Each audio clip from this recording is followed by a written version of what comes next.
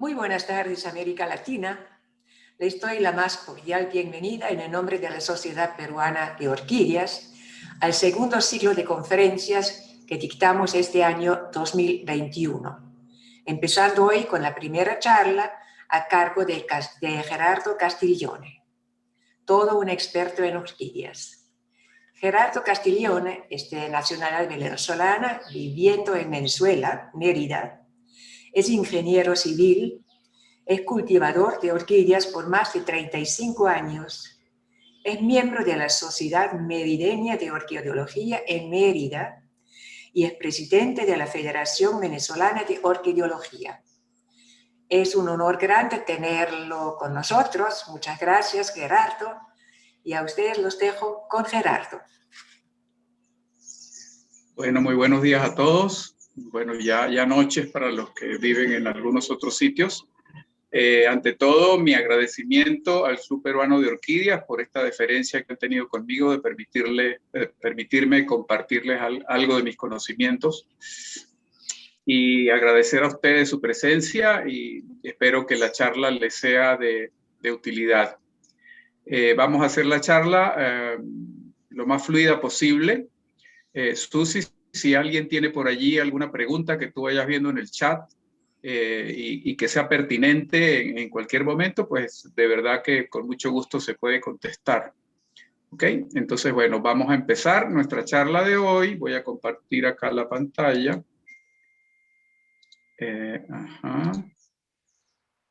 Nuestra charla de hoy se trata sobre cultivo de cattleyas.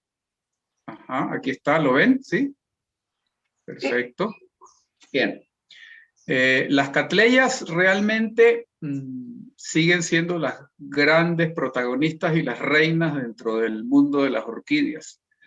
Es la flor que cualquier persona pone en su mente cuando alguien menciona la palabra orquídea, y es la flor que ha despertado durante varios siglos y últimamente la pasión, el amor y un gran cúmulo de sentimientos hermosos en buena parte de las personas, ¿no? Sobre todo en los caballeros que son cultivadores y las damas, por supuesto, y pues, ¿para qué hablar de alguna dama o de cualquier dama hermosa que reciba una orquídea? Pues yo creo que tiene que sentirse halagada en cualquier momento, ¿no?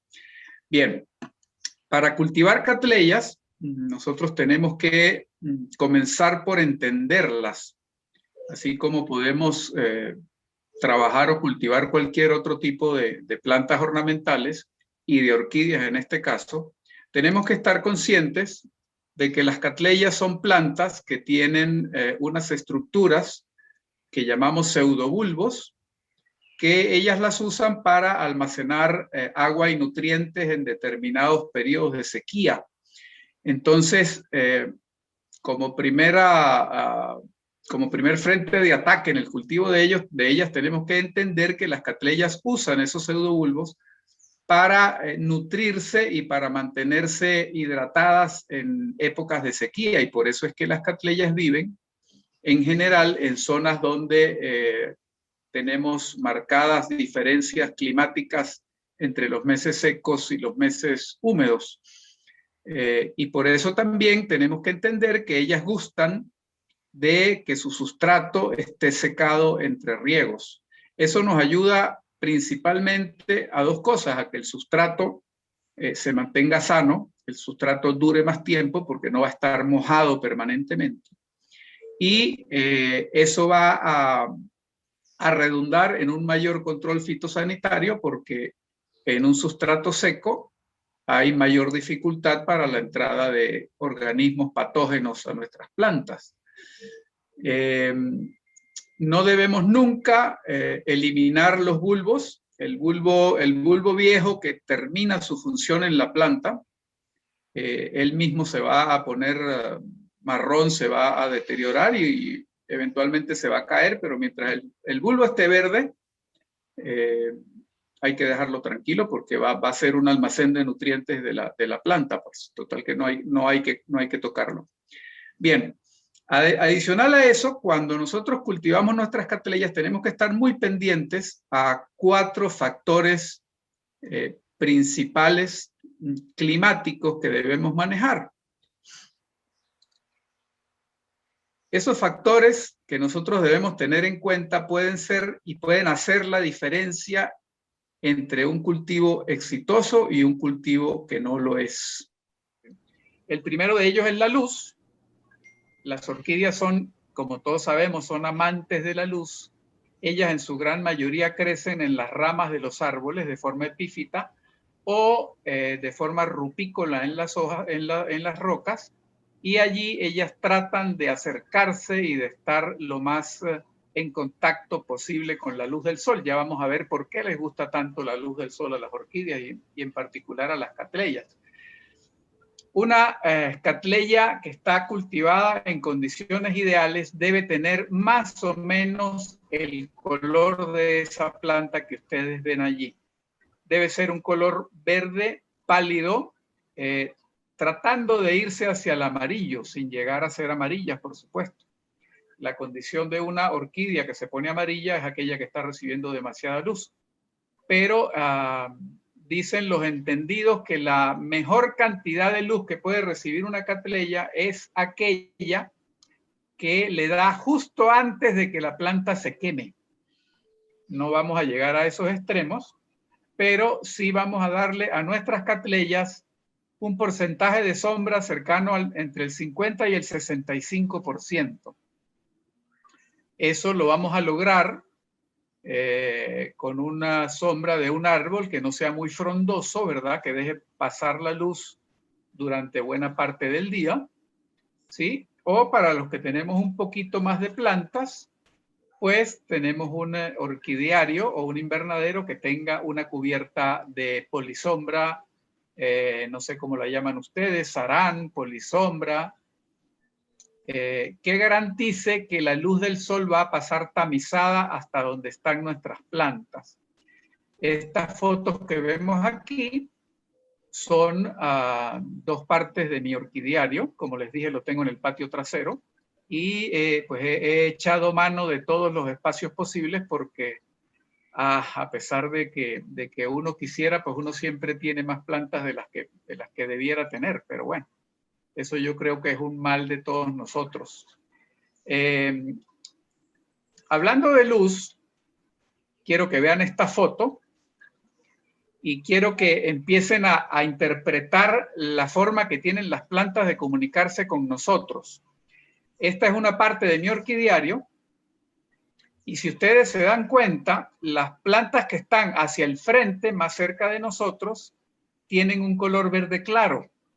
No así las plantas que se ven allá al fondo pegadas de la pared, ¿sí? Eso, ellas presentan un verde más oscuro y no es porque en el momento de la foto quedaron con menos luz, sino simplemente ellas tienen un color un poquito más oscura porque ellas reciben menos luz que las del lado de afuera. Ellas, primero, las del lado de afuera reciben la luz de la mañana, que se filtra antes de que el sarán la cubra, y las del lado de atrás, que están pegadas de la pared, no reciben la luz del final de la tarde. Entonces esas plantas simplemente reciben un poquito menos de luz que las de adelante y lo reflejan inmediatamente en el color de las hojas. No quiere decir que las plantas que están atrás tengan deficiencia de luz, sino que simplemente reciben un poco menos y pues lo reflejan en el color de las hojas. Entonces, cuando nosotros cultivamos catleyas, en mi caso particular, yo coloco en la parte alta del orquidiario las plantas que ustedes ven allí colgadas, aquellas especies que necesitan más luz o que gustan de más luz. En mi caso particular, prácticamente todas las plantas que están colgando son catleyas ludemanianas y algunas bifoliadas. Adicionalmente, pues las enciclias y las schomburgias y este tipo de plantas que necesitan más luz. Pero en cuanto a lo que nosotros nos queremos referir en esta charla, a las catleyas, las que están arriba son básicamente luz de mañana y bifoliadas. Y las que están en los mesones son todas las demás. Las plantas que están colgando, por supuesto, le dan un poquito más de sombra a las de abajo. Pero como acá en Venezuela tenemos una muy buena cantidad de sol durante todo el año, pues eso no me preocupa y me permite tener las plantas colgando y otras debajo en los mesones. Condición ideal de cultivo, no tener plantas colgando, por supuesto, pero yo debí echar mano de ese recurso porque pues tengo más plantas de las que debería, y eso nos pasa a todos, ¿verdad? Entonces, lamentablemente, pues tengo que tener unas colgando y ellas se comportan muy bien, ¿sí? ¿Hay alguien que quiera decir algo, sí? No. No. ¿Estamos bien? Estamos bien. Ok, perfecto. Entonces, eso es lo que queremos trabajar con la luz. En los países de clima templado, en donde las horas de luz se reducen drásticamente en los meses de invierno, pues lo ideal es ayudar a las catleyas con un poquito de luz adicional, tanto para lograr mayor intensidad lumínica durante el día como para alargar un poquito más las horas de luz en la tarde-noche, ¿verdad? Pero eso ya depende de las condiciones particulares de cada uno de ustedes. Los que están en Argentina y en esos países que están más hacia el sur, pues sí creo que deben ayudar un poquito a las catleyas. No sé cómo se comportan los demás géneros, pero las catleyas sí agradecen mayor cantidad de luz. Pero es cuestión de probar, ¿no? Ok. El segundo factor que debemos manejar es la temperatura. Y las catleyas, al igual que la gran mayoría de las orquídeas, son bastante tolerantes a diferentes condiciones de temperatura. Pero lo que sí ellas agradecen realmente es una diferencia o un gradiente de temperatura entre el día y la noche lo más amplio posible. Nosotros en Venezuela tenemos prácticamente de entre 10 y 12 grados de diferencia entre la temperatura de la madrugada y la temperatura del mediodía. Esto les encanta a las catleyas y creo que a la mayoría de las orquídeas.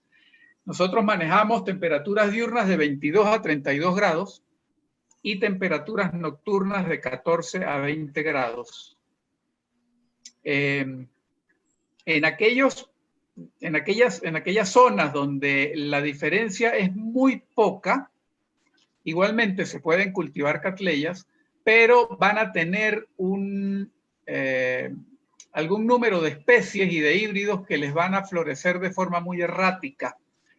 Sobre todo el grupo de catleyas que necesitan de una diferencia notable de temperatura entre los meses de verano y los meses de invierno.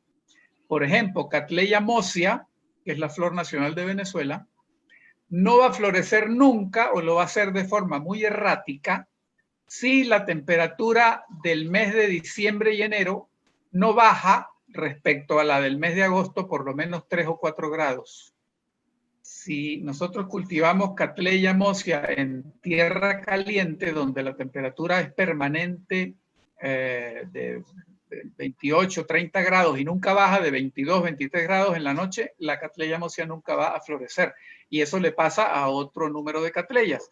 Entonces, muchas veces cuando ustedes tienen alguna catleya que no les florece, el factor puede ser o bien deficiencia de luz, porque las catleyas con poca luz no florecen, o el gradiente de temperatura entre el mes más frío y el mes más caliente es muy poca. Entonces ellas tampoco van a florecer de manera adecuada. Entonces ya saben que tienen que manejar la luz la luz y la temperatura para que ellas hagan todo su trabajo fisiológico allí para que puedan florecer de forma adecuada. Entonces, importante para las catleyas, para la gran mayoría de ellas, diferencia apreciable entre los meses cálidos y los meses fríos. Y fíjense que no es tanto así, porque en Venezuela esa diferencia puede ser de apenas 2 o 3 grados, pero ellas lo notan y se dan cuenta. Y eso es lo que ellas agradecen. ¿Sí? Bien. Vamos a seguir con la humedad y la ventilación. ¿Por qué las coloco juntas? Porque simplemente la humedad y la ventilación están estrechamente relacionadas. Nosotros sabemos que la humedad y la ventilación son inversamente proporcionales. ¿Qué significa esto? Que cuanto mayor ventilación tiene un sitio, suele tener menor humedad. ¿Por qué? Porque el viento deshidrata las plantas. El viento se lleva la humedad y deshidrata las plantas. ¿Ok? Entonces nosotros debemos mantener nuestras plantas en un sitio donde la humedad ambiental sea siempre cercana al 60%. Podemos hablar de 60, 70, 80%. Algunas bifoliadas agradecen 90 o 95% de humedad, pero en general, con una humedad del 60%, estamos bastante bien. El tema de la humedad es complicado porque la humedad muchas veces no se siente. En zonas frescas, sobre todo, no tenemos, digamos, manera de medir la humedad, a no ser que contemos con un higrómetro, por supuesto, que es el aparatito que nos mide la humedad. Pero para la persona que no usa higrómetro o que no tiene acceso a un higrómetro, pues le resulta difícil saber qué humedad maneja en un determinado momento. Y el tema de la humedad es complicado para mucha gente porque la humedad no necesariamente está ligada a la cantidad de agua que nosotros le apliquemos a nuestras orquídeas en forma de riego. Si nosotros tenemos las plantas en un sitio con suelo de cemento, donde no hay ninguna estructura, ninguna planta debajo de las orquídeas que generen humedad, nosotros podemos regar a las 8 de la mañana y vamos a mantener una humedad relativamente alta hasta las 9:30, 10 de la mañana, y cuando el sol empieza a calentar, ese suelo se va a secar completamente y la humedad simplemente va a bajar al 30, 20 o 10%. Y nosotros no nos damos cuenta y vamos a estar tranquilos y felices porque ya regamos en la mañana y resulta que no sirve. Entonces, ¿qué hacemos nosotros para mantener la humedad como debe ser? ¿Qué vamos a hacer nosotros cuando tenemos la humedad sumamente baja en el sitio donde cultivamos nuestras orquídeas? En primer lugar, vamos a trabajar o debemos trabajar con un sustrato de grano pequeño. Me atrevo a mencionar algunos, no sé qué sustratos manejen ustedes en sus países, pero, por ejemplo, empezando por el que nos genera mayor humedad, el Sphagnum o el musgo Sphagnum, pues. Más humedad que el Sphagnum, creo yo que difícilmente consigamos algún tipo de sustrato. Inclusive debemos trabajarlo con cuidado, sobre todo aquellas personas que no cultivan bajo plástico, y en zonas donde llueve mucho, el musgo suele mantenerse muy mojado y eso puede ser perjudicial. Pero bueno, el musgo Sphagnum podemos trabajar con fibra de coco, como la que vemos allí en la foto, o cualquier tipo de sustrato que retenga suficiente humedad y que aunque permita el paso del aire a través de sus granos, este sea lo suficientemente pequeño para que la humedad se mantenga durante bastante tiempo. Entonces puede ser, por ejemplo, pino pátula, que lo usan mucho en Colombia, por ejemplo. Pino pátula de grano fino, de grano pequeño. Puede ser carbón, simplemente carbón picado bastante menudo. Y bueno, pues por allí nos vamos y empezamos a probar y por el método del ensayo y el error, pues empezamos a trabajar nuestras plantas y vamos viendo qué sustrato es el que más nos conviene. Luego, cuando la humedad es muy baja, simplemente los que gustan de sembrar en maceta o en pote, utilizan potes de plástico. El pote de plástico mantiene la humedad mejor que las macetas de arcilla, ¿sí? También, ya hablando de manera macro en nuestro orquidiario, fíjense lo que ustedes ven allí. Yo tengo gran cantidad de plantas de ese tipo, no sé cómo se llaman, si alguien sabe que me lo diga, porque nunca he sabido cómo se llaman esas plantitas. Yo les digo malangas, pero en realidad no sé si estoy errado. Ese tipo de plantas conservan mucho la humedad, gustan mucho de la humedad y la conservan. Entonces, la humedad que esas plantitas tienen va a estar evaporando durante todo el día y le va a crear a nuestras plantas un microclima donde la humedad va a ser un poquito más alta. ¿Sí lo ven? Perfecto. También fíjense que el suelo de mi orquidiario es de piedra picada. La piedra picada también conserva más la humedad y nosotros podemos, cuando la humedad baja mucho, nosotros simplemente podemos regar las plantitas que están en el piso y regar picada, y eso le va a dar bastante humedad a nuestras orquídeas que están sembradas en la parte de arriba. ¿Sí? Otro truco que uno usa es construir barreras de viento. En este caso es, yo coloco barba de viejo o barba de palo, colgando en los mesones de manera de que me corten el viento que pasa por debajo de los mesones. Y eso me aumenta un poquitín la humedad. ¿Sí? Son mañas de viejo que uno tiene.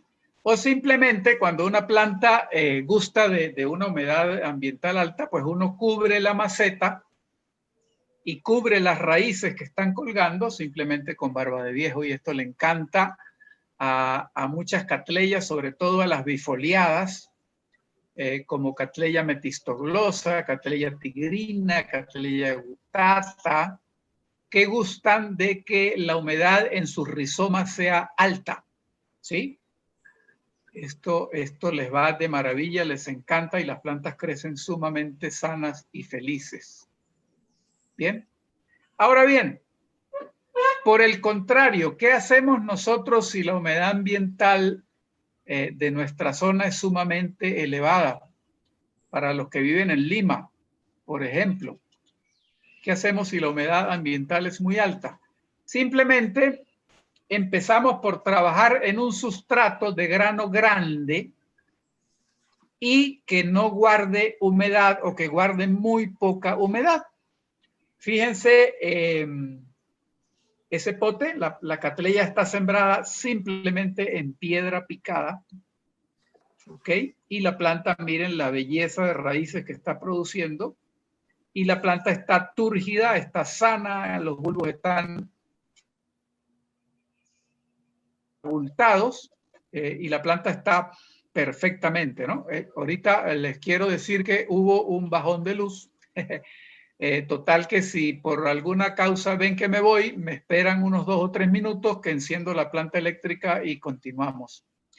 Acá eso es el pan nuestro de cada día. Pero bueno, esta foto es tomada en el orquidiario de Roberto Quevedo, en su casa cerca de Lima, y él está usando con mucho éxito el cultivo en piedra picada. Yo ¿sí?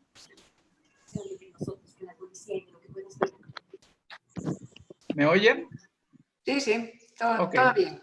Bien. La piedra picada yo la conocía desde hace mucho tiempo en Dendrobium, lo usan con mucho éxito, pero en piedra picada, en Cattleyas nunca lo había usado, nunca sabía que se hubiese usado, y cuando estuve en Lima en el 2019 en casa de Roberto lo vi y me encantó. Es un cultivo que se da muy sano porque la piedra es un medio inerte, lo único que hay que estarla fertilizando con con mucha frecuencia para que las plantitas estén felices porque la piedra no le aporta nutrientes, ¿verdad? Pero entonces fíjense, sustrato de grano grande y que no guarde humedad cuando tenemos mucha humedad ambiental. También optamos por sembrar en macetas de arcilla. La maceta de arcilla se seca más rápido y nos permite que la humedad se vaya lo más pronto posible. Podemos también sembrar en cestas, bien sea cestas de madera o cestas de metal, o simplemente colocamos nuestra planta en una plancha. En este caso, al lado derecho, vemos una plancha de raíz de lecho arborescente. Nosotros usamos aquí en Venezuela mucho la raíz de lecho arborescente, porque lamentablemente no contamos con otras alternativas que sean viables. Nosotros no conseguimos pinopátula y bueno, tenemos muchas limitaciones, entonces seguimos usando raíz de lecho. Gerardo, ¿sí? Tenemos la identificación de estas plantitas debajo de la mesa que se llaman Signonium, de Sonia Remedi, te dio el nombre. Ajá. Alevis Díaz dice, en República Dominicana utilizamos piedra picada y he aprendido de mala manera todo lo que usted acaba de explicar sobre viento y humedad. Un abrazo. Muy bien. Qué bueno, me alegro. Bueno, me alegro que les esté sirviendo esto entonces. Cuando hay mucha humedad, también la mayoría de las catleyas se pueden sembrar en un tronquito de madera rugosa. Nosotros usamos el totumo, no sé qué nombre científico tenga. Usamos también el vero. El vero es uno de los árboles cuyas flores son amarillas y los árboles se visten de amarillo completamente en la época de floración, como el araguaney, que es el árbol nacional de Venezuela, ¿sí? Ese tipo de árboles, o simplemente el corcho, la madera de corcho, que eso sí se usa en muchos países, les encanta la madera de corcho.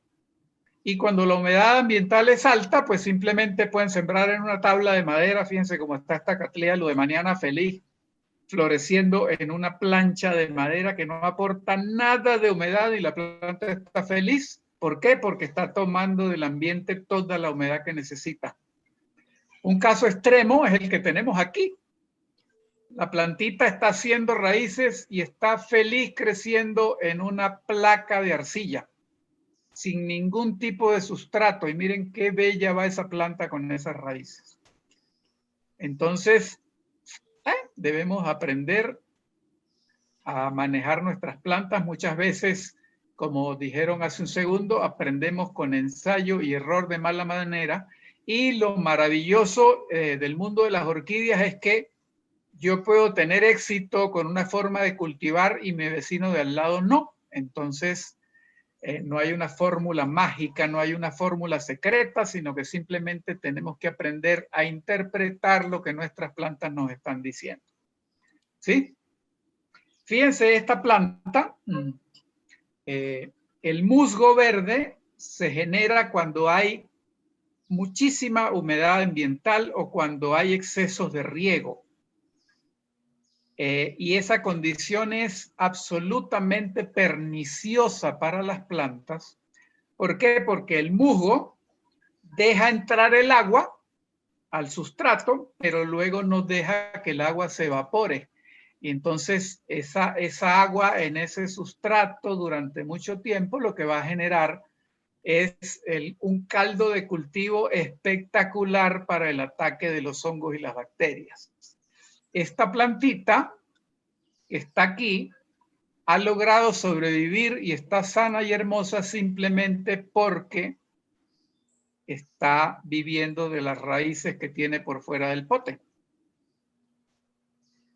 ¿Sí? Entonces, ¿qué nos está diciendo ella en ese momento? Epa, miren, yo el sustrato que tengo en el pote me está ahogando y yo necesito que mis raíces respiren y vean la luz. ¿Sí? Y en ese momento, pues la planta está relativamente tranquila porque sus raíces nuevas están al aire.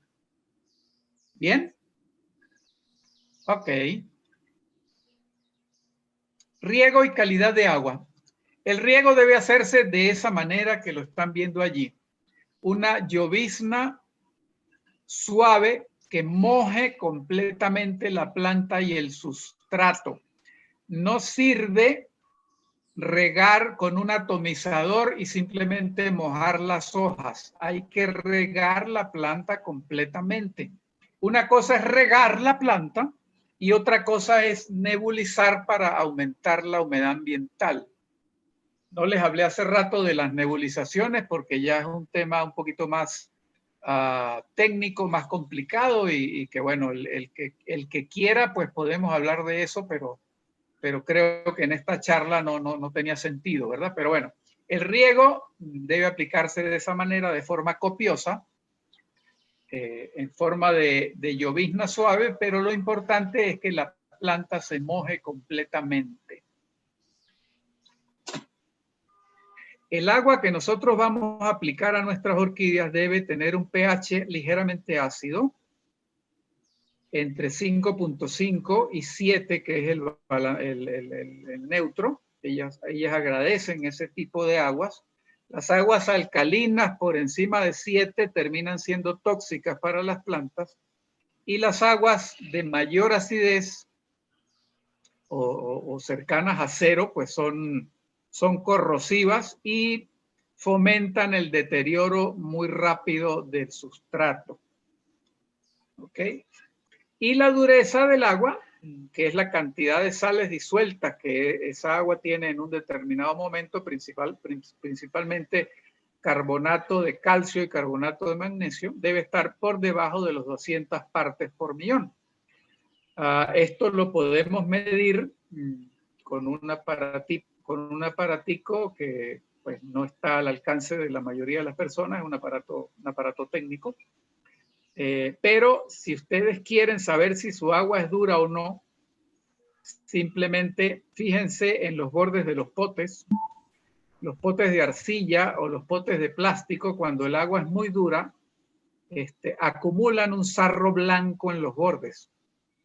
Esa es la sal, esas son las sales de carbonato de calcio que se depositan allí y con el tiempo pues se van acumulando y se van acumulando y sabemos que nuestra agua es dañina y es tóxica para las plantas porque esos depósitos de calcio nos lo están indicando. ¿Bien? Ok, las aguas blandas son ideales y lo mejor para las plantas es que la dureza deba o esté por debajo de 20 o 30 partes por millón. Esas aguas son ideales para las plantas. ¿Ok? Ahora vamos a hablar de fertilización. Nosotros debemos alimentar nuestras plantas, pero vamos a hablar primero de qué es lo que comen nuestras plantas. Nuestras plantas se alimentan, tienen diferentes fuentes de alimentación. Hay personas que me dicen, mire, pero yo cultivo las orquídeas y yo nunca fertilizo y mis plantas están sanas. Sí, sí, ok, está bien. Ya les voy a explicar por qué. Cerca del 90% de lo que las plantas comen es luz solar, simplemente, ¿verdad? Porque a través de la luz ellas, con el mecanismo fotosintético, ellas producen su propio alimento. Entonces ellas comen luz solar y comen carbono disuelto en el CO2 del aire y que asimilan a través del agua de lluvia. Estos dos componentes, la luz del sol y el carbono, constituyen más del 90% del alimento que nuestras plantas consumen. Por eso es que muchas personas dicen, yo no fertilizo y mis plantas están bien. Sí, porque de alguna u otra manera, los componentes que vamos a ver ahorita, ellas los obtienen en mayor o en menor manera de la descomposición del sustrato donde ellas están sembradas. Entonces, nosotros tenemos que suplirles los macroelementos que son nitrógeno, fósforo, potasio, y estoy incluyendo el calcio, que es muy importante y que prácticamente muy poca gente lo usa. Esos son los macronutrientes. Y adicionalmente tenemos que suplir a nuestras plantas con cantidades muy, muy chiquititas de los micronutrientes que son hierro, zinc, cobre, manganeso, magnesio, boro, molibdeno, azufre, etcétera, etcétera, etcétera. Por lo general, la mayoría de las marcas comerciales de fertilizantes químicos traen los macronutrientes, nitrógeno, fósforo y potasio, y traen los micronutrientes asociados. Ahora bien, ¿cada cuánto debemos nosotros fertilizar nuestras plantas? ¿Cuál es la condición ideal en la cual nosotros vamos a fertilizar nuestras plantas? ¿Cuál creen ustedes? A ver, si alguien se anima y me dice, mire, yo creo que nosotros debemos fertilizar de esta manera o cada cuánto. A ver. Alguien que pregunte o alguien que se anime. Una vez, buenas tardes. Buenas tardes. Una vez cada 15 días. Ajá. Ok. Hola, buenas Bien. tardes. Oscar Vera de Perú. Buenas tardes. Yo creo que es solo cuando la planta está en crecimiento. Ajá. Cada vez que se riega en microdosis. Ajá. Esa me gustó mucho. Esa me gustó mucho. Hola, lo ideal sería cada 2 o 3 riegos. Ajá. Y dependiendo de qué etapa está, si está en crecimiento o está para floración. Ok, bueno, vamos a ver. La condición ideal de fertilización de nuestras plantas es aplicar fertilizante en todos los riegos. Pero, siempre hay un pero, como eso es engorroso, trabajoso y tedioso en muchos casos, pues la receta nos dice que nosotros vamos a aplicar fertilizante una vez a la semana. Pero si nosotros tenemos la posibilidad de aplicar fertilizante en muy, muy, muy bajas dosis, todos los riegos, eso es una maravilla. Eso es la panacea. Eso es una maravilla. Pero, como les digo, es complicado. Hay que preparar todo el tiempo, tener un tanque con el fertilizante. Bueno, es complicado. Entonces, la gente le dice a usted, prepare fertilizante y aplíquelo en uno de los riegos a la semana. Ahora bien, si usted en uno de los riegos a la semana aplica, por ejemplo, 2 gramos por litro del producto X que usted usa, y usted quiere hacerlo en todos los riegos, que son, por ejemplo, 3 riegos a la semana, usted divide la cantidad que va a aplicar esa semana, la divide entre 3. Y esa es la que va a aplicar en cada riego semanal, en cada riego a las plantas, ¿sí? ¿Qué fertilizante vamos a usar? ¿Ok? Perdón, ¿y por qué digo esto? Porque ¿qué resulta más conveniente para nosotros? ¿Comer todos los días o comer cada 15 días? Yo creo que si comemos todos los días estamos más contentos, ¿verdad? Bien. Ok, entonces, me van a matar los que venden fertilizantes, pero no me queda otra. Yo aplico un buen fertilizante químico de nitrógeno, fósforo y potasio más micros y utilizo siempre una fórmula balanceada. ¿Qué significa una fórmula balanceada? Es aquella que tiene la misma cantidad o muy cercana cantidad de nitrógeno, de fósforo y de potasio. ¿Por qué? Porque las orquídeas asimilan los nutrientes de forma homeopática, o sea, ellas comen en muy, muy pequeñas dosis. Entonces, cuando un fertilizante es balanceado, por ejemplo, un triple 15 o un triple 20 o un triple 10 o el que nosotros tengamos a la mano, ellas van a tomar lo que necesitan, simplemente. Las plantas chicas van a tomar el nitrógeno que necesitan y van a desechar o pueden desechar en mayor parte los demás. Las plantas que van a florecer, pues simplemente van a absorber más potasio, y las plantas que necesitan fortalecerse pues van a absorber un poquito más de fósforo. Entonces ellas van a tomar el nutriente que necesitan con esa fórmula balanceada. No nos volvamos locos comprando que si fertilizantes de crecimiento, que si fertilizantes de floración, que si fertilizantes de crecimiento, porque tenemos que descomplicarnos la vida, creo yo. A mí, yo uso un solo tipo de fertilizante y con ese me ha ido muy, muy bien. ¿Ok? Entonces, lo que yo sí hago es que la semana 1 aplico el fertilizante químico de nitrógeno, fósforo y potasio más micros. La semana 2 aplico calcio más boro, solo, porque el calcio y el boro hay que aplicarlos solo. ¿Sí? La semana 3 vuelvo a aplicar el NPK y la semana 4 repito el calcio más boro. O sea, lo que hago es alternar calcio con NPK. ¿Por qué calcio? Porque el calcio es el elemento que le genera fortaleza a los tejidos, y adicionalmente a eso, el calcio es un elemento que no se trasloca dentro de la planta. Entonces tenemos que aplicarlo con frecuencia. ¿Qué significa eso? Que el calcio, una vez que se fija en una parte de la planta no lo puede usar y llevarlo a otros sitios donde lo necesite, sino que él donde se fijó, allí se quedó. No es como el nitrógeno, el fósforo y el potasio, que la planta puede hacer con ellos lo que le venga en gana. El calcio no. Entonces el calcio tenemos que aplicarlo con regularidad.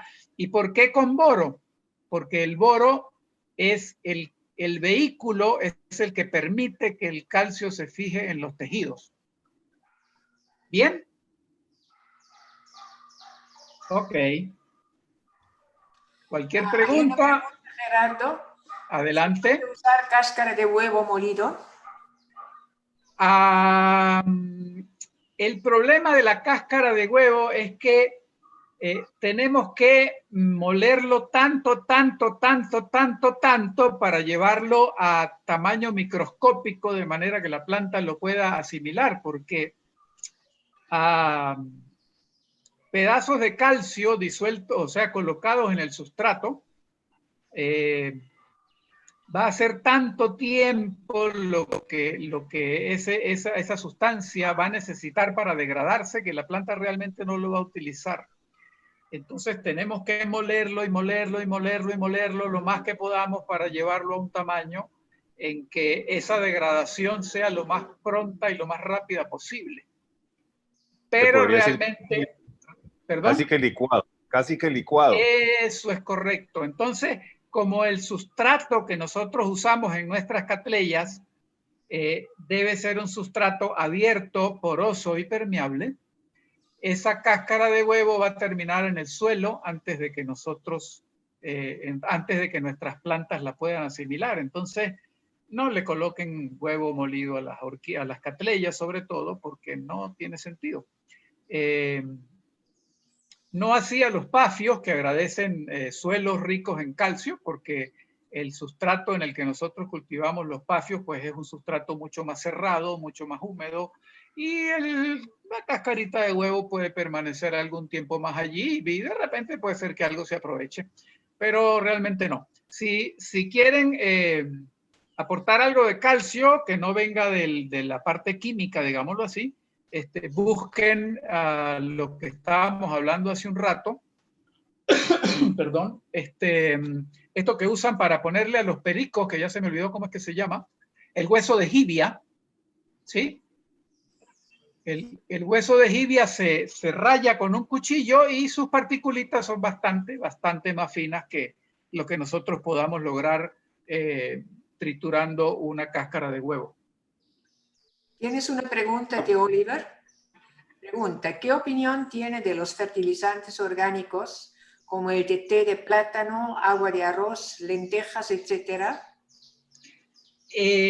Aportan nutrientes, pero terminan siendo caldo de cultivo para los hongos cuando se degradan y se pudren, se empichan, ¿sí? Entonces no me gusta, no los uso y no los recomiendo. Sí recomiendo el humus líquido de lombriz, siempre y cuando provenga de una fuente sumamente confiable. Y recuerden que el humus líquido de calidad debe ser absolutamente inoloro.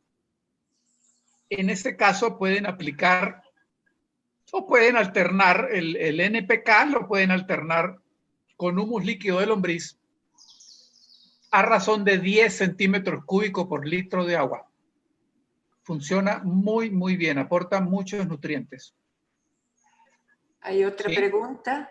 ¿Recomiendan usar guano de caballo diluido en agua? ¿Qué opinas sobre este tema? No.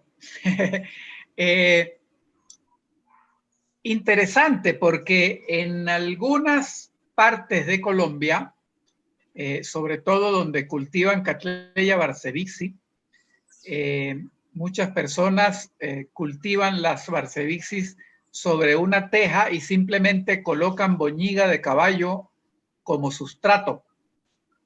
Y boñiga de caballo, la cual la dejan secar unos pocos días y luego se la pegan a las raíces y uno ve aquellas hermosuras de Cattleya barsevixi cultivadas en boñiga. Boñiga es excremento de caballo, ¿sí? En boñiga de caballo y bueno, una maravilla, pero lamentablemente como cualquier derivado biológico, pues tiende a deteriorarse muy rápido y a ser caldo de cultivo para el ataque de los hongos y las bacterias, pues. Entonces no lo recomiendo, no lo recomiendo. ¿Qué microfertilizante se recomienda? ¿Alguna marca en especial? Nosotros en Venezuela hemos aprendido a echar mano del que consigamos, porque realmente aquí es una proeza ir al comercio y conseguir 2 veces el mismo. Entonces, realmente no. Simplemente lo que tienen que tener en cuenta es que el fertilizante provenga de una casa reconocida, de una marca reconocida, y depende mucho de lo que se consiga en los diferentes países, pues. Lo que sí, por ejemplo, recomiendo, en el caso de que se pueda, es, para darles un dato, ¿no? Los fertilizantes que vienen en polvo y ustedes consiguen en dosificación, por ejemplo, a triple 15, eso significa que ese producto en polvo tiene 15% de nitrógeno, 15% de fósforo, 15% de potasio, lo que suma a 45%. Y el 55% restante son sales inertes. Inertes entre comillas, porque puede haber carbonato de calcio, puede haber carbonato de magnesio, pueden haber otro tipo de sales que lo que van a hacer simplemente es incrementar la dureza del agua que nosotros le estamos aportando a las plantas. Eso no pasa cuando el producto viene líquido y simplemente usted compra un triple 15 líquido y es 45% de fertilizante y el otro 55% es agua, que no le va a hacer daño a nuestras plantas. Entonces, prefiero los productos líquidos a los secos, a los en polvo, pero realmente no me molesta para nada usar en polvo o usar líquido. Realmente, pues cualquiera de los dos va bien y funciona, ¿sí? ¿Recomiendas emulsión de pescado? No. Habría que usarla en una dilución muy baja por el mismo tema de que puede atraer bacterias y hongos, ¿no? Cualquier producto biológico cuando se degrada es el caldo de cultivo para las bacterias y los hongos. Entonces, no Yo no lo recomiendo. Bueno, yo no lo uso, no es que no lo recomiendo, sino que no lo uso. Lo mismo valdría entonces para guano de murciélago líquido también. Sí, vale igual, vale lo mismo. Sí. Fertilizantes de lenta liberación como Osmocote. Sí, son una maravilla cuando a uno se le dificulta fertilizar con regularidad. Sí, funcionan bastante bien. Algas. El tema con el fertilizante de liberación lenta es que el sustrato debe ser lo suficientemente fino como para que las bolitas del fertilizante no se vayan al fondo del pote y se laven, ¿sí? Y eso no siempre es posible cuando trabajamos en zonas de alta humedad donde necesitamos usar sustratos abiertos, ¿sí? Entonces, puede que funcione, puede que no. Pueden usar estas cestitas que venden para colocar los mocotes y que lo atrapan y simplemente pues allí sí funciona bastante bien, pero colocarlo en el sustrato puede resultar una pérdida de tiempo y de dinero, ¿no? Las algas, ¿qué opinas de las algas? Sí, las algas funcionan bastante bien. De hecho, una buena cantidad de marcas comerciales están adicionando kelp a sus formulaciones. Desde el Super Fry para arriba hay una buena cantidad de casas comerciales que están trabajando con algas. Sí, funciona. ¿Ha usado tierra diatomea? No. La tierra diatomea tal vez funcione para plantas de tipo terrestre, porque la tierra diatomea pues es muy fina y para catleyas no creo que funcione, se lavaría muy rápido, ¿no? ¿Por qué dejan de crecer las raíces del nuevo bulbo? Ya vamos para allá. Ahorita vamos a hablar un poquito sobre eso. Ok. ¿Sí? Ok. Ok, ¿puede usar Super Thrive como vitamina concentrada? Sí, pueden usarlo.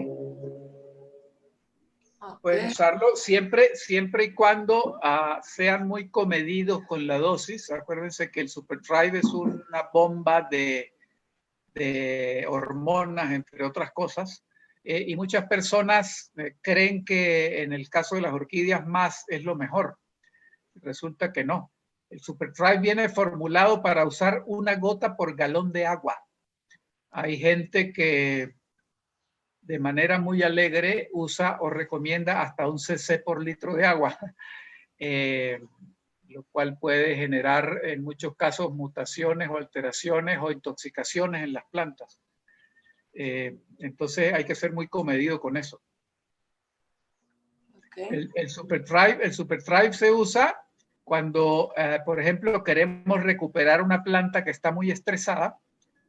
Ahí sí podemos preparar una planta con una dilución de 1 cc por litro de agua de Super Thrive y con eso manejamos la plantita. Pero para el cultivo común, no. 1 gota por litro, 1 vez al mes y vamos bien. Hay una pregunta, ¿por qué sale poca floración? Las floraciones deficientes vienen de dos factores. Falta de luz, ¿sí? Básicamente, falta de luz. Ya se me escapó la otra. Tengo un lapsus mentis. Falta de luz y lo que hablé hace un rato, en aquellas zonas donde el gradiente térmico es muy bajo, la floración suele ser errática, las plantas pueden florecer en épocas que no les corresponden y la floración pues no es de calidad. Pero básicamente falta de luz. Indudablemente cuando una planta está bien alimentada, la floración va a ser mayor y de mejor calidad. Pero realmente no es tanto por eso una floración deficiente. No les estoy diciendo o alentándolos a que no fertilicen, porque de verdad que las plantas agradecen realmente la fertilización, pero básicamente es falta de luz, falta de intensidad lumínica y o falta de horas de luz al día. Eso es muy típico, la gente que cultiva en interiores, cerca de una ventana, ese tipo de cosas donde la catleya no recibe suficiente luz. ¿Ok? ¿Algo más? No, yo creo que la siguiente tú vas a hablar de, en caso de pudriciones, ¿qué producto usas? Sí. ¿Vas a hablar Bueno, todavía de esto? Ok, en esta charla no tengo nada preparado sobre control fitosanitario, porque esa es una charla que se llevaría mucho tiempo, pero queda abierta la posibilidad a que en una próxima oportunidad trabajemos ese tema, tanto el tema de las enfermedades como el tema de las plagas, que es muy importante y a mucha gente preocupa, ¿no? Pero en esta charla básicamente no, porque tendríamos que extendernos demasiado, porque el tema ese de las plagas es intenso y muy amplio, y pues la cosa se puede extender mucho, ¿no? Bien. Okay. Sobre esto tenemos un artículo en nuestra página web de Gerardo Castiglione. Busquen en Club Peruano de Orquídeas y busquen los artículos, y ahí está un artículo sobre plagas de Gerardo y otro sobre enfermedades. Perfecto. Buscarlo. Y bueno, de más está decirles que, bueno, lean los artículos y cualquier duda que les surja, pues yo estoy a la orden para aclarar dudas y colaborar en lo que pueda. Al terminar la charla vamos a ver cómo pueden hacer para contactarme, ¿no? Ok, seguimos entonces. Yep. Bien. Ahora viene un tema escabroso y complicado, que es el repoteo. ¿A qué llamamos nosotros repoteo? A cambiar las plantas de pote. Nosotros a las macetas les decimos potes. Entonces el repoteo es simplemente cambiar la planta de una maceta a otra.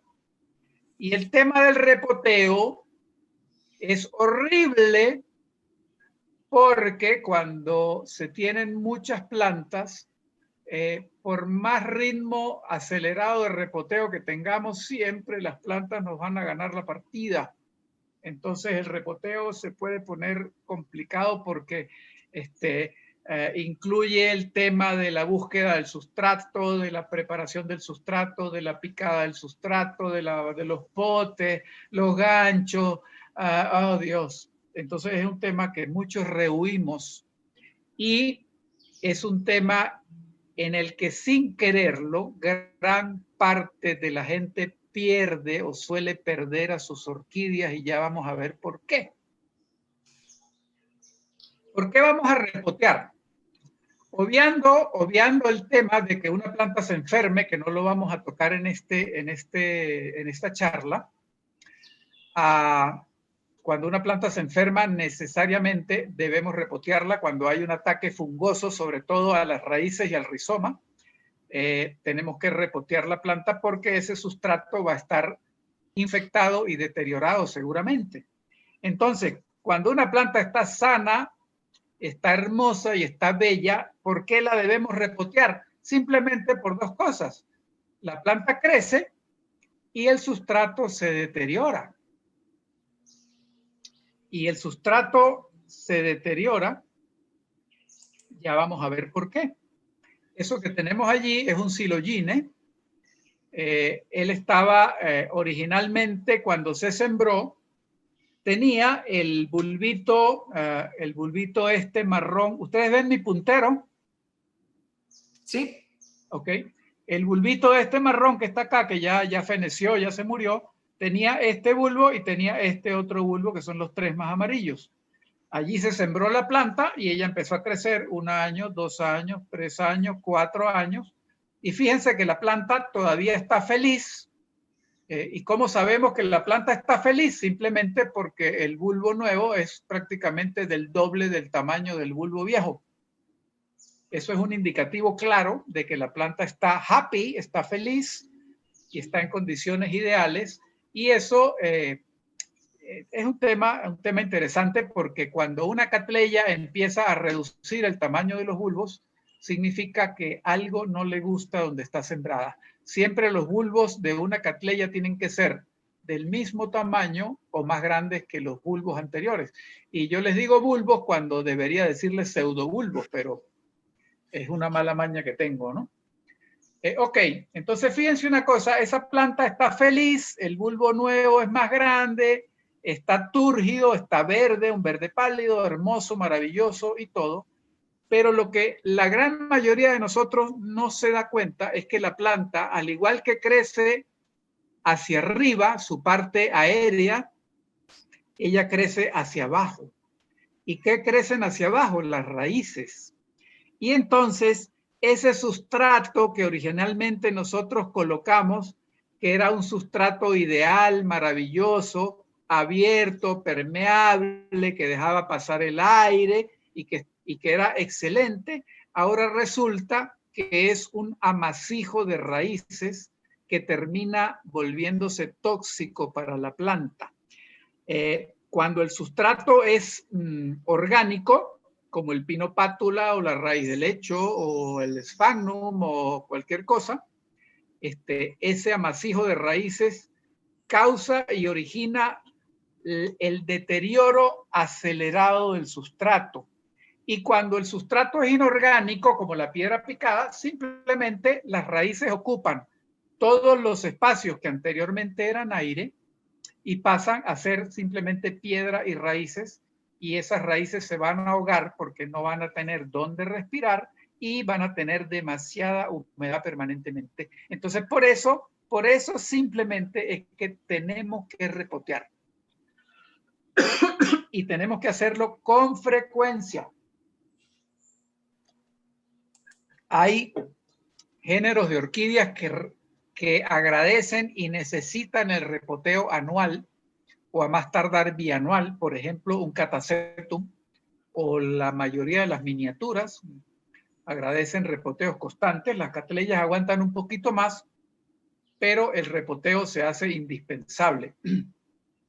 Adicionalmente a eso, la catleya tiende a salirse de la maceta y termina teniendo las raíces en el aire, lo cual no es malo porque la catleya está en condiciones muy similares a las de su medio ambiente y esa catleya va a estar feliz porque sus raíces están en el aire siempre y cuando la humedad sea suficiente. Y entonces ahí en ese caso no nos vamos a preocupar tanto porque la catleya va a estar sana, va a estar tranquila. El problema es que se ve fea. Una catleya salida del pote con las raíces en el aire, pues termina siendo estéticamente incorrecta, ¿verdad? Y a nosotros nos gustan las plantas bonitas, bien acomodaditas, bien modositas, ¿verdad? Que las podamos lucir y las podamos ver con los amigos y tal, ¿no? Entonces se ve feo, pero básicamente por eso es que tenemos que repotear. Entonces, por favor, cuando sembramos en maceta, que el repoteo no pase de 4 años. 4 años ya es malo. Lo ideal son 3 años. Y se lo digo yo que tengo infinidad de catleyas que están pidiendo repoteo de hace 6, 7, 8, 9 y 10 años. Yo soy muy sinvergüenza en ese aspecto, principalmente porque no tengo espacio.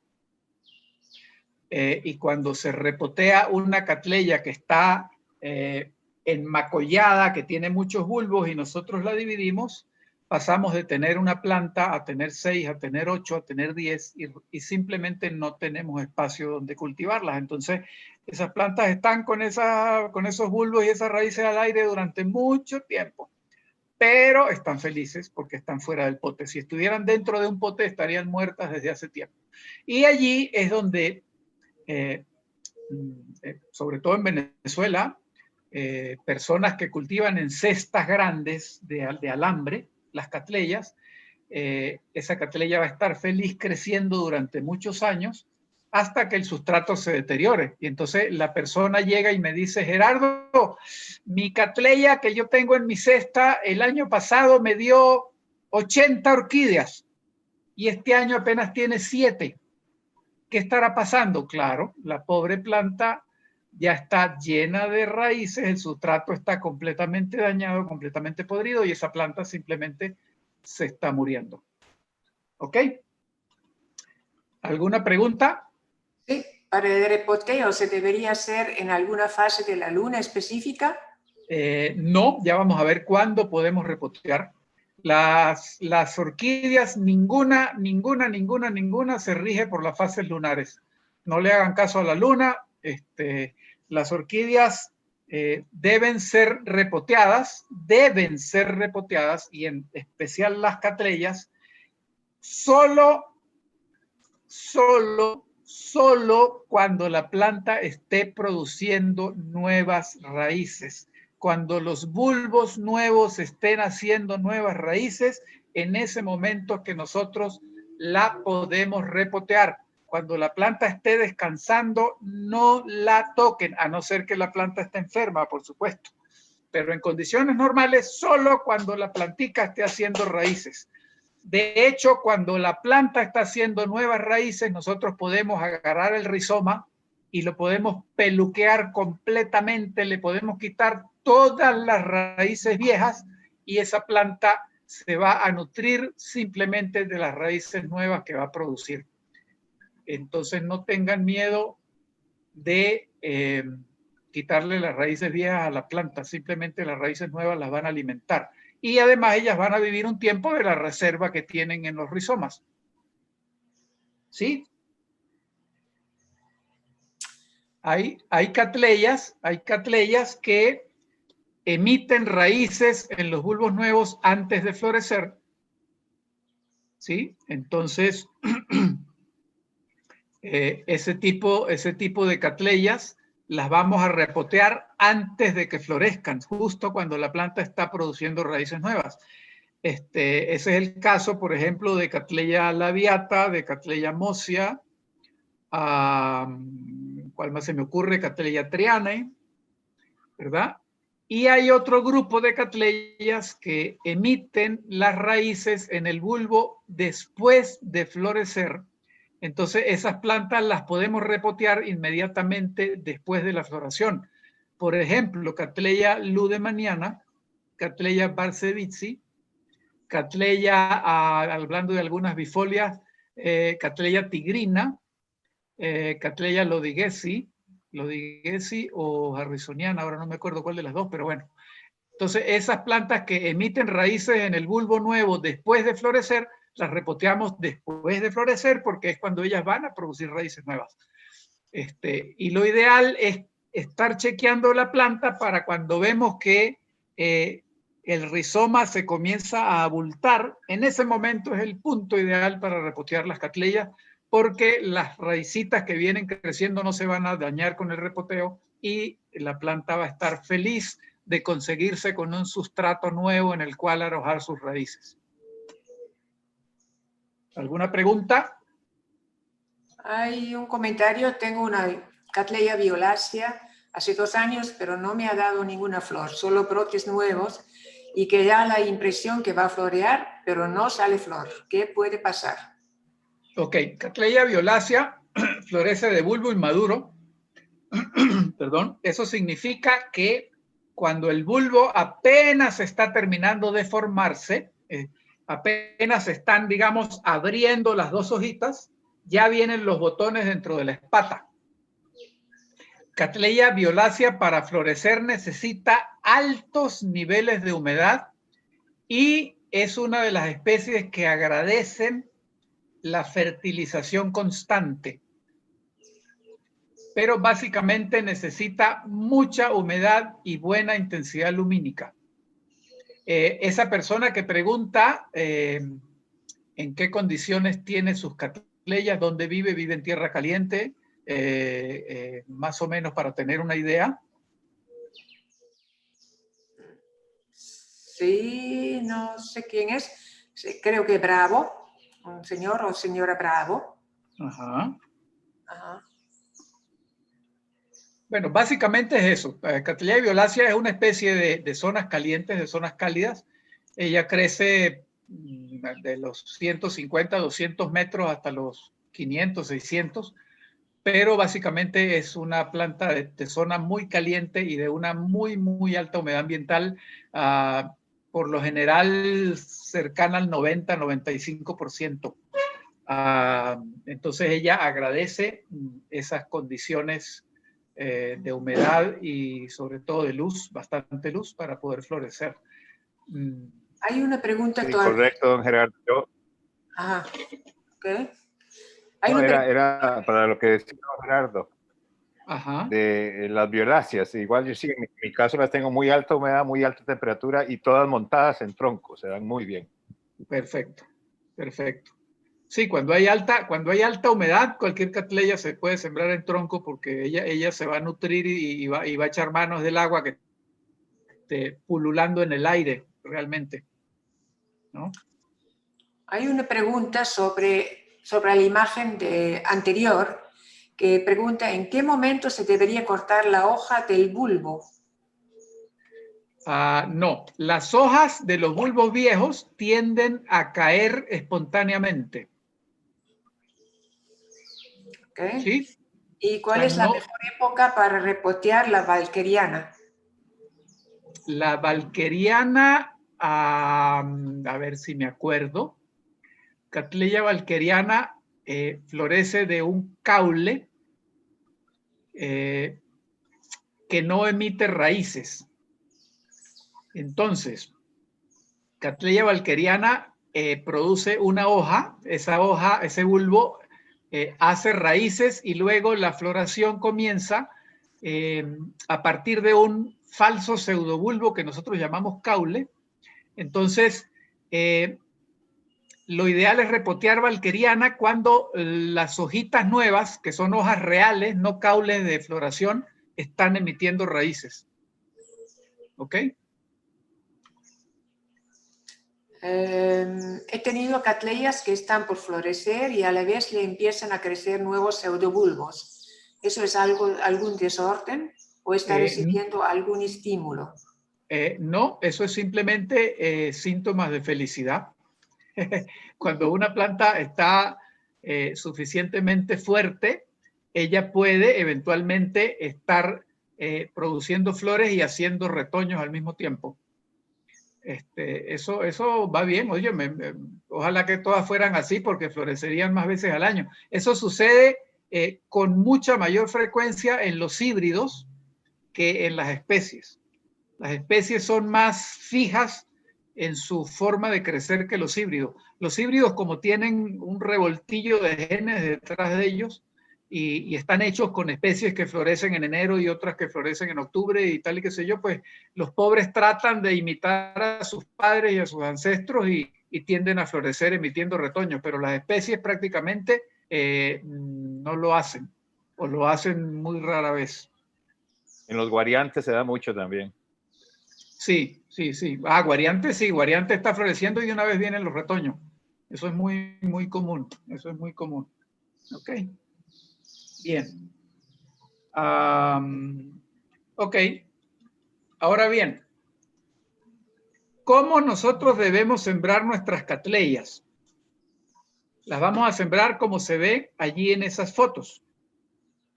El rizoma, ¿sí? ¿Saben qué es el rizoma? No creo que haya problema. El rizoma es la parte horizontal de la planta, es la parte es como el tallo, es el que está pegado al sustrato, ¿sí? El rizoma siempre debe estar sobre el sustrato, nunca metido dentro del sustrato. ¿Ok? ¿Por qué? Porque un rizoma escondido en un sustrato húmedo es la receta perfecta para comenzar la pudrición de las yemas de crecimiento. El sustrato debe estar al aire, debe estar aireado. Eso se le puede dificultar a mucha gente por el tema de que se complica la sujeción de la planta. Entonces la gente, para lograr que la planta se quede quieta, pues lo que hace es enterrarla. Y esto no funciona. Entonces, yo fabrico unos ganchos con alambre galvanizado, de una manera en que el gancho se fija al pote, luego pisa la planta y el mismo gancho me sirve para colgar el pote, para colgar la maceta. Entonces fíjense, como ustedes las ven allí, esas dos catleyas están recién sembradas y el rizoma está completamente sobre el sustrato. Las nuevas raíces están naciendo, ustedes las pueden ver allí. Ellas terminan metiéndose en el sustrato, pero el rizoma siempre está aéreo. Y esa es la condición natural. La condición natural es que el rizoma vaya caminando por encima de las ramas de los árboles o por encima de las piedras, nunca enterrado. ¿Ok? Aquí pueden ver el gancho que yo uso. ¿Sí? Es un gancho con alambre galvanizado número 10. Es un alambre grueso que de verdad hay que tener fuerza en las manos para poder hacerlo bien, pero simplemente se fija el pote, pisa la planta y fíjense como yo estoy sosteniendo el pote ahí en la foto y esa planta no se va a mover, va a quedar perfectamente sujeta al sustrato y el ganchito de arriba me sirve para colgar la planta. Alternativas al gancho hay muchas, se le pueden abrir huequitos al pote y se atraviesa un alambre del mismo grueso de este que estoy diciendo acá y ese alambre va a pisar el rizoma y va a mantener la planta sujeta.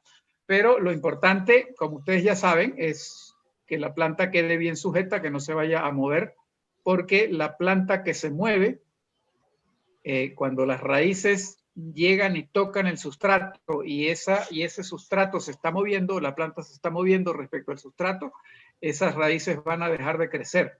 Alguien preguntó hace rato que por qué las raíces dejaban de crecer, se necrosaba la punta y dejaban de crecer. Eso tiene varias explicaciones. La primera, se las comen las cucarachas, las puntas de las raíces, o los caracoles o las babosas. La segunda, el sustrato está dañado y cuando la punta de la raíz toca ese sustrato deteriorado, igualmente se necrosa. Y la tercera, cuando la planta está floja en el sustrato, también esa raíz toca el sustrato y al moverse la puntica se le necrosa. Esas son las tres causas principales o las cuatro causas principales por las cuales las raíces de las plantas dejan de crecer. Don Gerardo. Ajá. Yo lo que hago es que hago una especie de grapas.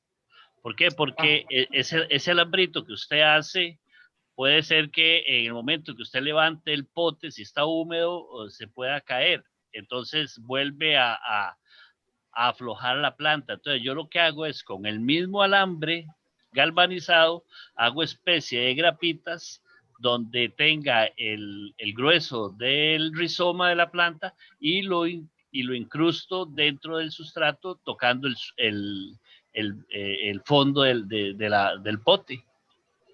Sí, funciona. El tema es que el sustrato tenga el suficiente agarre como para sostener a las grapas y que la planta no se mueva.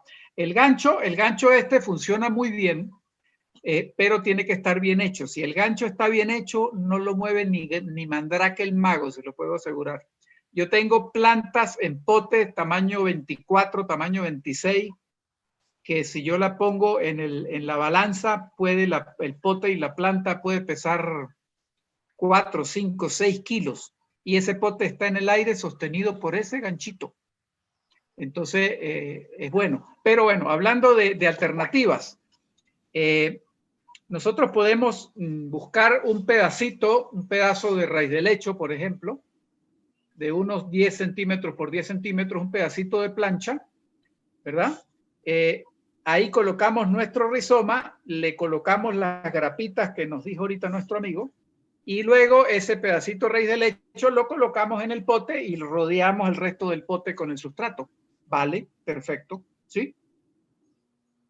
Y hay muchas alternativas. Hay personas que antes de colocar el sustrato agarran un alambrito y lo pasan por los huecos inferiores del pote, luego colocan la planta y cuando la planta está colocada en el sustrato simplemente levantan el pote y aprietan el alambre.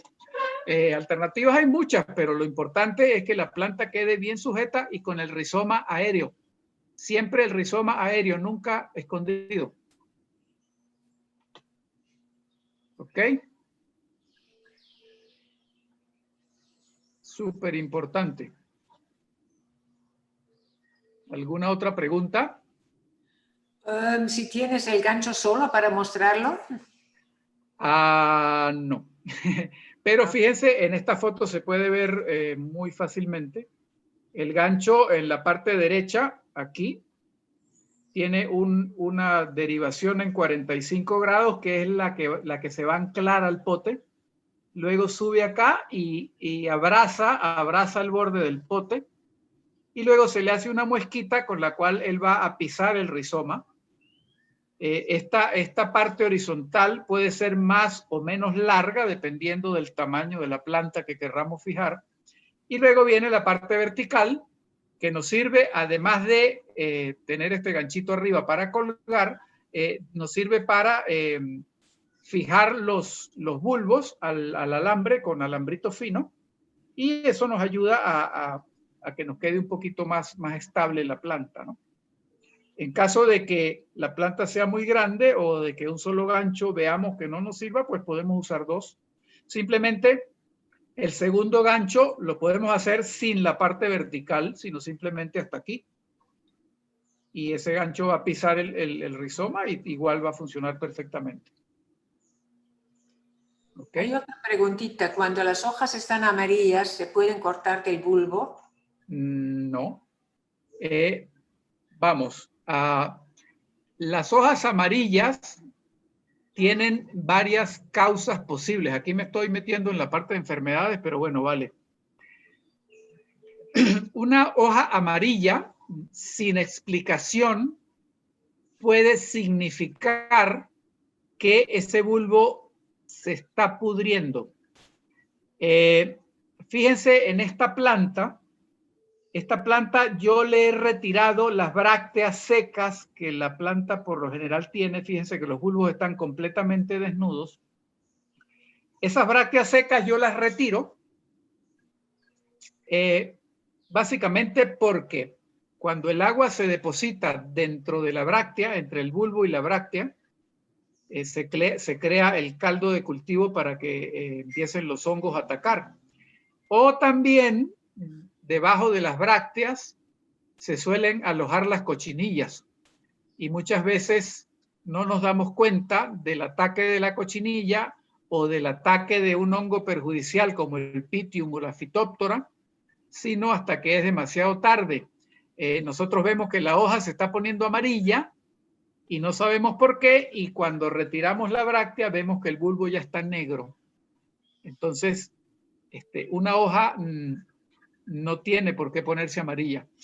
Una planta, cuando está recibiendo demasiado sol, la planta se pone amarilla pero pareja. Los bulbos, las hojas y toda la planta se van tornando amarillentos, sin llegar a ponerse amarillo pollito, amarillo pálido. Entonces hay que tener mucho cuidado. Cuando una hoja se pone amarilla es porque algún problema hay en el bulbo o en el bulbo, en el rizoma o en las raíces. Entonces tenemos que estar pendientes con eso. ¿Otra pregunta? ¿Podemos cortar los bulbos ya floreados para tratar de buscar reproducir la Cattleya? No. Cuando nosotros repoteamos, fíjense en esta foto que tenemos aquí, ese corte, esa división, tiene cuatro bulbos. Aquí vemos uno, el trasero. Luego vemos este que está aquí, vemos este que está aquí, y aquí hay otro, no se ve, pero que está aquí, que fue el último, el que floreció, no se alcanza a ver, pero son 4 bulbos. Las divisiones en Cattleyas se deben hacer de mínimo 3 bulbos, ideal 4 o 5. Nunca debemos cortar un bulbo solo.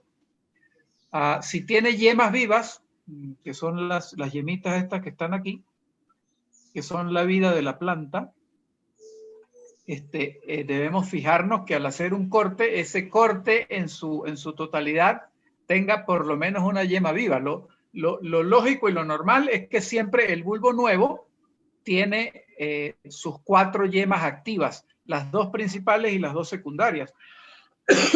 Pero un bulbo solo, si nosotros lo cortamos y lo sembramos aparte, si ese bulbo tiene fuerza, eventualmente puede retoñar. Y eventualmente, dentro de 2 o 3 años, puede ser que nos dé un bulbito suficientemente decente como para volver a florecer, pero no debemos hacerlo. Los cortes siempre de mínimo 3 hojas y ideal 4 o 5. ¿Ok? ¿Alguna otra pregunta? No, ya nada más. ¿Estamos bien? ¿Ya? Ok. Bueno, vamos entonces. Después de toda esta perorata de cosas que les he dado, pues a mí me han funcionado muy bien durante 30 años. Allí en esta foto pueden ver parte del corredor donde yo coloco mis plantas cuando están en flor. Y ahí pueden ver algunas de las plantitas, algunas fotos de las flores que han ido saliendo. Cuando yo tengo las plantas en flor, las catleyas, no estoy hablando de ningún otro tipo de planta, las coloco en ese corredor, es un corredor techado, y esas plantas no reciben una gota de agua en prácticamente un mes. ¿Sí? Y eso redunda en que las flores permanecen hermosas, sin manchas, sin botritis y sin problemas durante la mayor cantidad de tiempo posible. Por ejemplo, una Cattleya ludemaniana, si ustedes la dejan en el invernadero, en el orquidiario, llevando agua, les puede durar una semana. En estas condiciones puede durar 3 semanas en perfectas condiciones.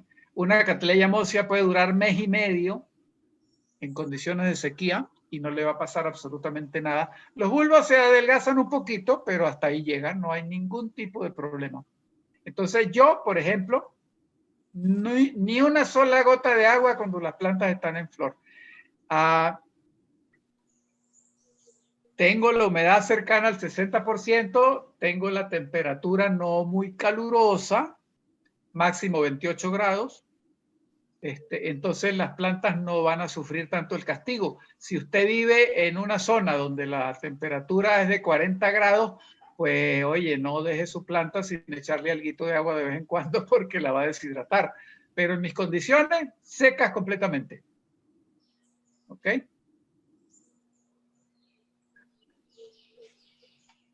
Y bueno, aquí están mis datos.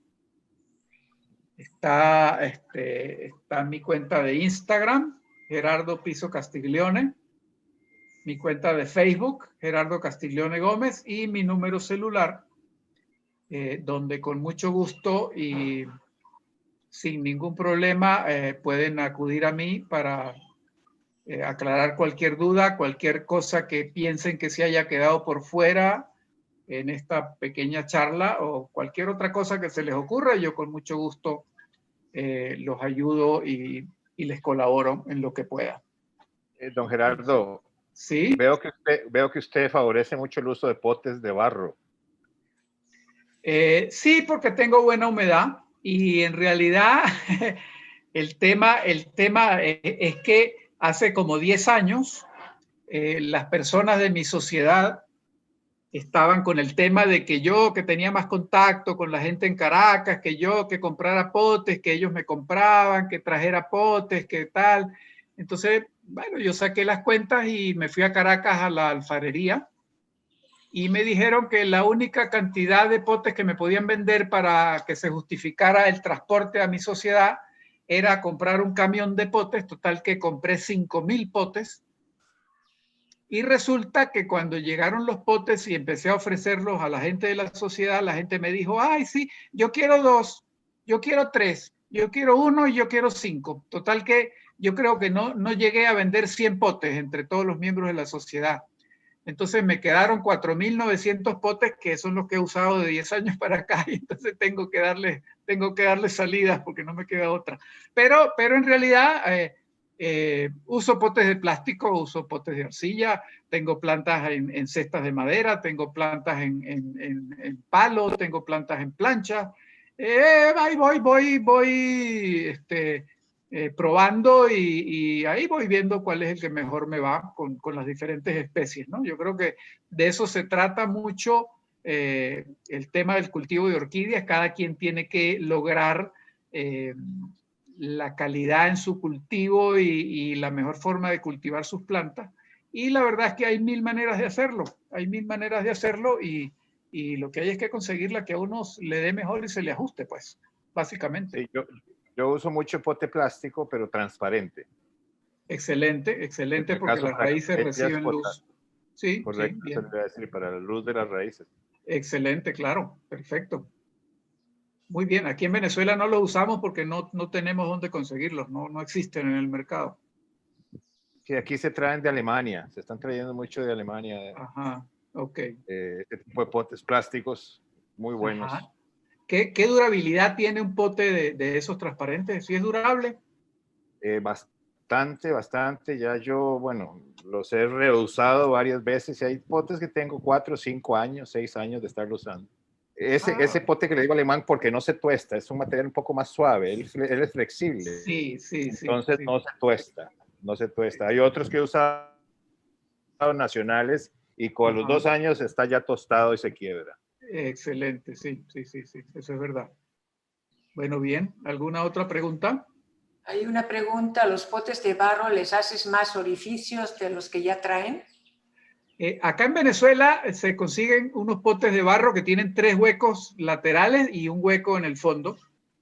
Y realmente nunca les he hecho más huecos. Eso es lo que se consigue. Felicitaciones, muchas gracias.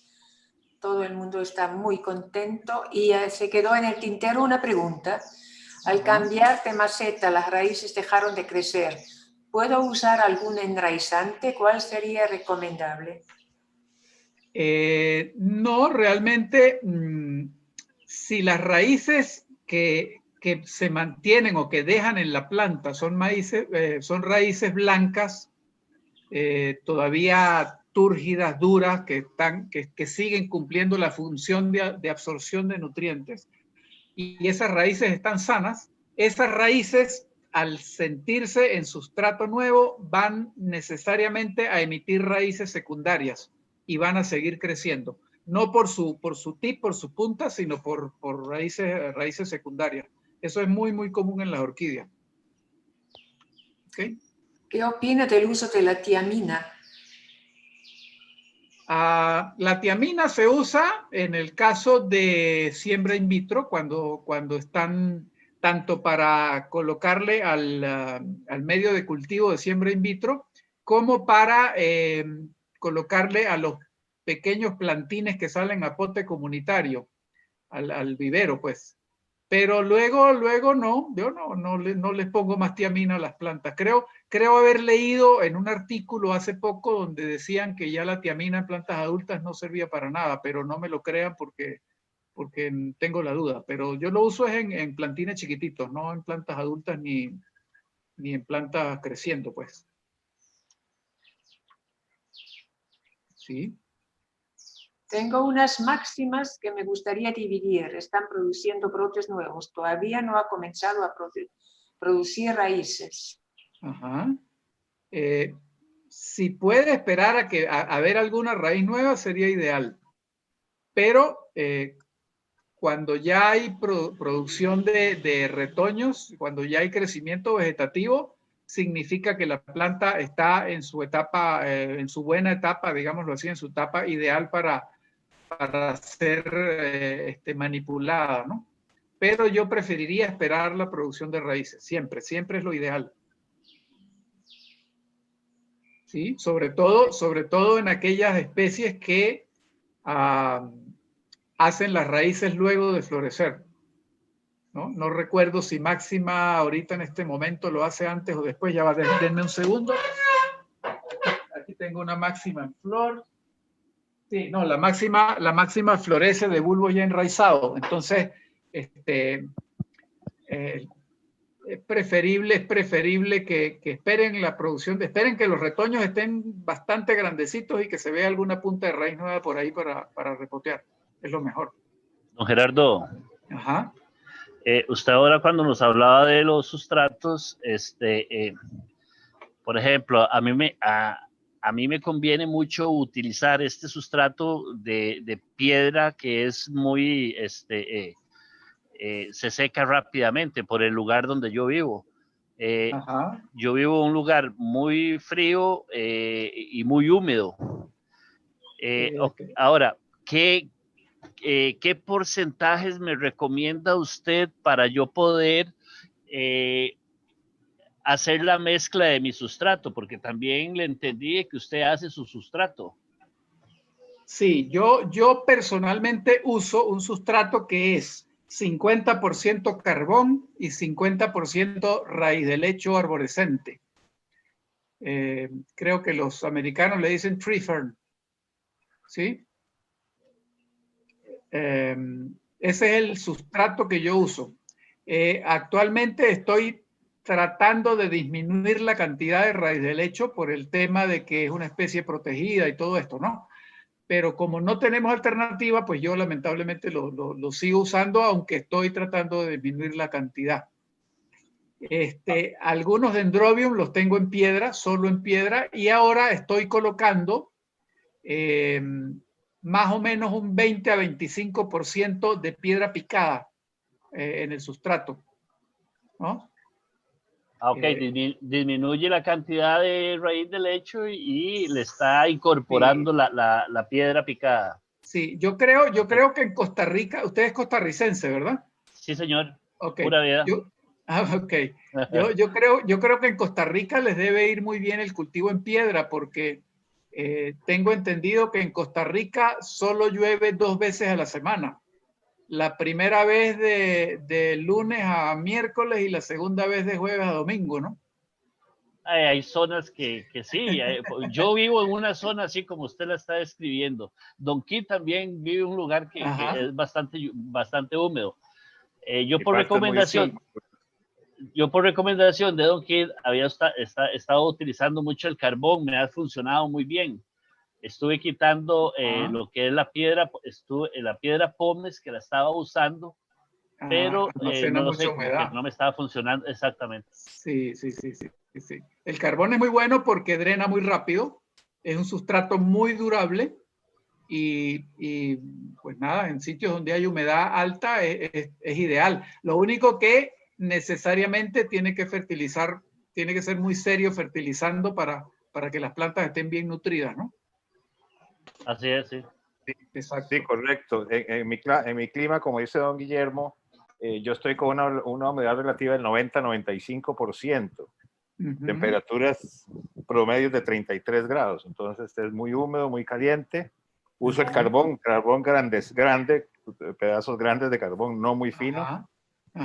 Y lo que estoy probando ahora es con un peat moss que están trayendo de Latvia, que es un peat moss brocho. Entonces le estoy agregando un 5x1, 5 carbón, 1 de peat moss, y me está funcionando muy bien para retener un poco de humedad y retener el fertilizante. Excelente. Bueno, eso es prueba y error. Hay que seguir probando hasta lograr la condición ideal que nos funcione. ¿Sí? Ok. ¿Tengo mucho viento y suelo de cemento? ¿Perdón? Tengo mucho viento y suelo de cemento. Coloque plantas que gusten de la humedad debajo de las orquídeas. Haga un microclima donde usted va a colocar bromelias, malangas y trabaje con plantas muy pegaditas debajo del orquidiario, que le garanticen un nicho de humedad que las orquídeas lo van a aprovechar. El piso de cemento con alta ventilación es criminal para las orquídeas. Eso no retiene nada de humedad. Para completar la idea, buenas noches. Sí, lo que yo le decía que pienso utilizar una mezcla de carbón con corteza de pino y jícara de coco. Quería utilizar musgo, pero entonces yo soy de la República Dominicana y llueve esporádicamente. A veces dura 2 semanas sin llover, a veces dura 2 semanas jarineando. Entonces se mantiene muy húmedo el musgo y no me confío. Entonces, no funciona. Creo que el mí coco de sí me verdad, da la humedad. a mí de verdad el Sphagnum no me gusta porque en condiciones de alta humedad dura muy poco, se deteriora muy rápido. Hay que repotear las plantas prácticamente todos los años. Entonces a mí no me gusta. Yo solamente trabajo el Sphagnum para los potes comunitarios. Claro. Más nada, no lo vuelvo a usar más para ningún tipo de planta. Sí, yo sí el Sphagnum, don Gerardo, lo utilizo solo o para plantas de bandeja, sacando in vitro, o para lo que son Phalaenopsis o Catasetinae, claro. Sí lo trabajo en solo musgo. Sí, y el Catasetum porque agradece que lo repoten todos los años, ¿no? Entonces va bien en el Sphagnum, controlando la humedad. El resto es todo en puro carbón. Excelente, excelente. Bueno, ¿alguna otra pregunta? ¿Alguna duda? No, yo creo que ya estamos. ¿Estamos listos? Estamos listos. Honor tenerte acá con nosotros, con la Sociedad Peruana de Orquídeas. Te agradezco mucho. Realmente eres un gran maestro de las cattleyas y de las orquídeas en general. Muchísimas gracias por tu excelente charla. Fue realmente espectacular. Muchas gracias. Bueno, me alegro mucho que les haya gustado. Ha sido un honor para mí estar aquí con ustedes esta noche. Feliz noche para todos.